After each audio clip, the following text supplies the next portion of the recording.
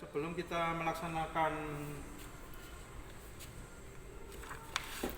pemeliharaan servis engine management system, kita harus mempersiapkan antara lain adalah buku manual. Dalam hal ini manualnya menggunakan soft copy karena mesin yang kita pakai adalah Daihatsu Xenia tahun 2012 dengan tipe mesin K3VE, maka nanti buku manualnya adalah manual yang bentuk soft copy. Kita menggunakan mesin yang menggunakan K3VE.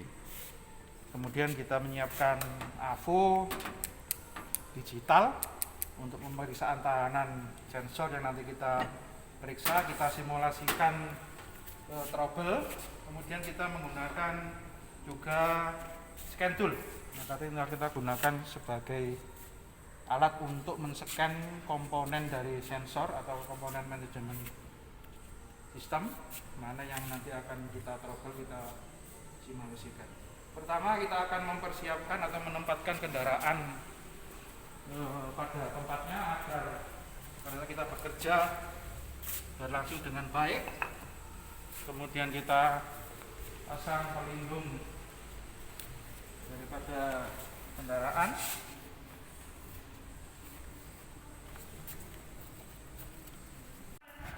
Selanjutnya, untuk proses pemeliharaan engine management system, kita lakukan proses scan terhadap kerusakan yang terjadi pada kendaraan ini. Pertama, kita pasang kabel UPD pada kendaraan, kemudian kita on-kan kendaraan, kita posisi on, kemudian kita lakukan start. Ternyata pada dashboard cek engine menyala. Itu menunjukkan adanya kerusakan atau trouble sensor pada mesin. Baik, kita tunggu beberapa saat. Kemudian kita perhatikan atau kita pilih untuk melihat kerusakan sensor read fault code. Nah, di sini bisa kita lihat bahwa terjadi trouble pada intake air temperatur sensor. Memang kita simulasikan bahwa soket untuk intake air temperatur sensor kita lepas, sehingga tadi cek engine menyala. Kemudian pada scan tool menunjukkan bahwa ada masalah pada intake temperatur air sensor. Kemudian kita lakukan pemeriksaan tahanan pada sensornya. Untuk itu kita matikan dulu mesinnya. Kita matikan mesinnya. Nah, kemudian kita ukur menggunakan multimeter tahanan dari intake air sensor.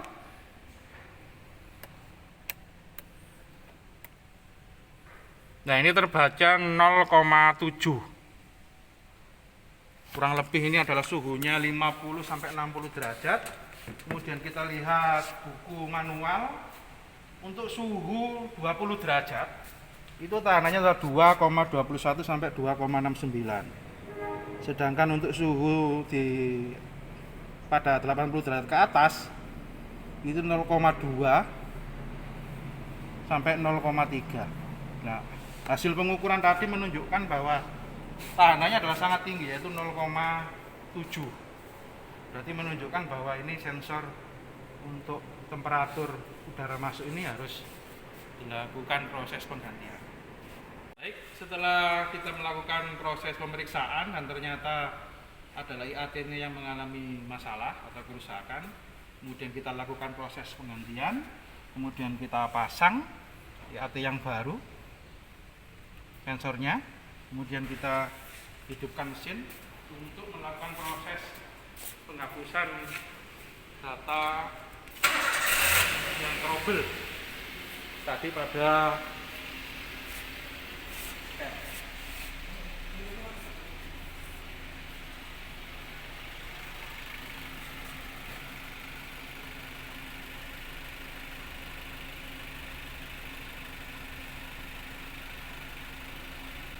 Oke, setelah kita hapus memori data yang trouble, nah maka di scan tool tidak ada lagi muncul masalah pada sensor air temperatur, dan kita lihat ada dashboard. Nah, di sini kita start engine. Kemudian kita perhatikan pada dashboard akan muncul check engine. Kemudian kita lakukan scan apakah sensor yang rusak sesuai dengan yang ada di dashboard, yaitu check engine-nya menyala. Ternyata di sini adalah dari hasil penscanan adalah MAP atau manifold absolute pressure yang mengalami kerusakan sensornya. Dengan demikian kita akan melakukan proses perbaikan. Lakukan proses perbaikan atau pemeriksaan pada MAP sesuai dengan buku manual yang ada, bahwa nanti kita lepas soket dari MAP. Nah, kita lepas soketnya dari MAP, kemudian kita baca di buku manual bahwa prosedurnya adalah posisikan on mesin, kemudian kita ukur yaitu terminal atau soket pin nomor 1 dan pin nomor 3. Kalau kita ukur dengan tegangannya dengan multitester nanti akan menghasilkan 5 volt. Apakah kita nanti mengukurnya menghasilkan 5 volt? Kita on kan mesinnya. Kontak kita on kan. Kemudian kita ukur tegangan dari intake MAP, yaitu pin nomor 1 dan pin nomor 3. Nah, dari hasil multimeter itu menghasilkan 5 volt. Dalam artian berarti MAP-nya dalam kondisi baik. Nah, tadi terbaca oleh check engine menyala karena kita simulasikan bahwa MAP-nya trouble dengan melepas soket, sehingga terscan oleh scan tool mengalami kerusakan pada MAP. Kemudian kita lakukan penghapusan data.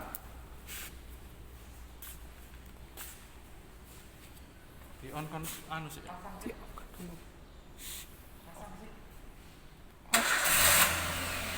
Di mana guru?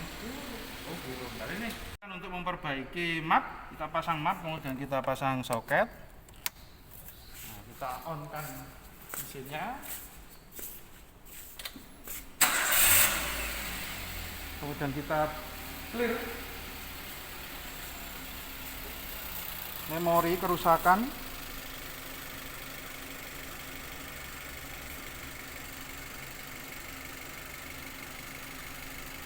Nah, sehingga pada scan sudah tidak ada lagi kerusakan yang ada. Kemudian pada dashboard, nah, check engine sudah tidak menyala, berarti artinya MAP sudah bekerja dengan baik setelah kita proses perbaikan. Kita lanjutkan dengan proses, yaitu bagaimana apabila aktuator kita lakukan trouble. Nah, kita pilih adalah dengan melepas aktuator, yaitu injektor, soketnya kita lepas, kemudian kita nyalakan engine atau kita nyalakan mesin, maka putaran mesin itu akan terasa atau kita dengar tidak seimbang karena memang injektor pada silinder nomor 1 kita lepas. Nah, ini tidak akan terbaca oleh scan karena yang rusak adalah aktuator. Untuk itu kita lakukan pemeriksaan sesuai dengan buku manual. Untuk sebetulnya kita matikan dulu engine-nya. Nah, kemudian kita ukur berapa tegangan pada injektor. Kalau kita baca di buku manual, ini antara 12 sampai 14. Kurang lebih suhunya di sini kalau tidak salah adalah sudah bekerja karena mesin sudah menyala, kurang lebih ya antara 60 sampai 80. Kita ukur tahanannya adalah 14,6. Jadi sesuai dengan spesifikasi yang ada di buku manual, berarti injektor dalam kondisi baik. Kemudian kita lakukan pemasangan soket injektor, kemudian kita nyalakan mesinnya.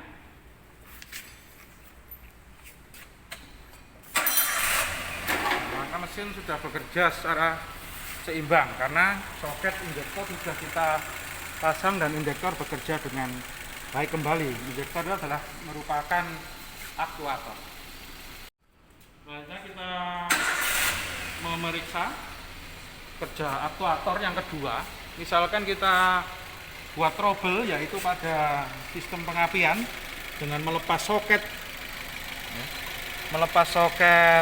koil pengapian, ternyata dapat kita dengarkan atau kita lihat bahwa putaran mesin tidak bekerja secara seimbang, artinya dalam kata yang biasa yaitu nginjal ya. Jadi ini bisa kita perhatikan mesin tidak stabil karena aktuator atau yang kita lepas saat ini adalah koil pengapian.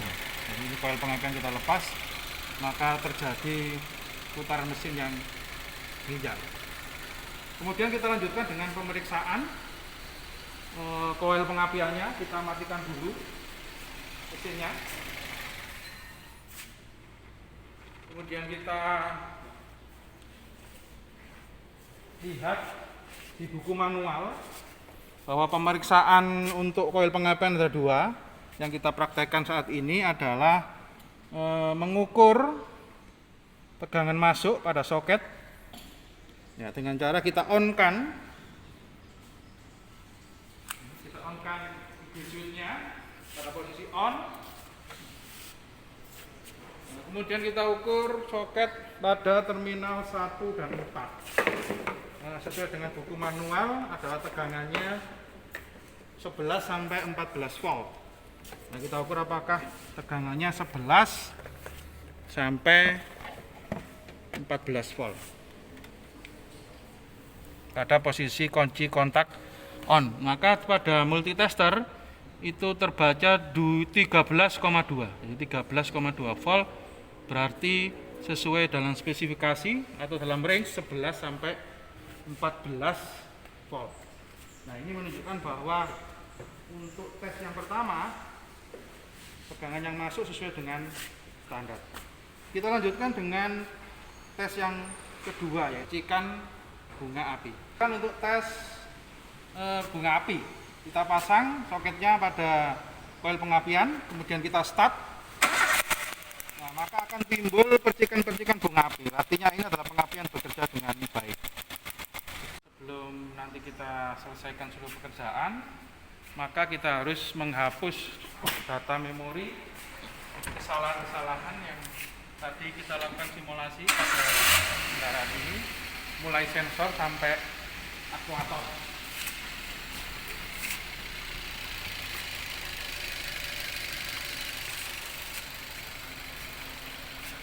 Nah, di sini pada pembersihan memori kesalahan harus kita lakukan agar supaya tidak terjadi penyimpanan kesalahan-kesalahan atau kerusakan-kerusakan yang tadi kita lakukan. Kita clear memorinya, yes.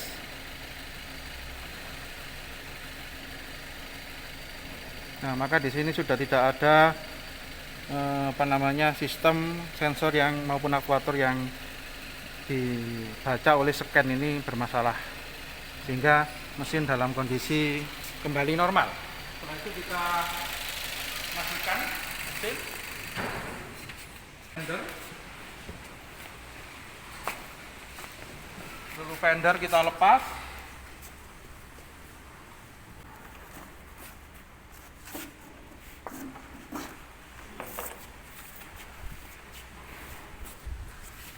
Kemudian ganjal kendaraan kita lepas. Nah, maka seluruh pekerjaan proses memelihara engine management system setelah kita selesaikan.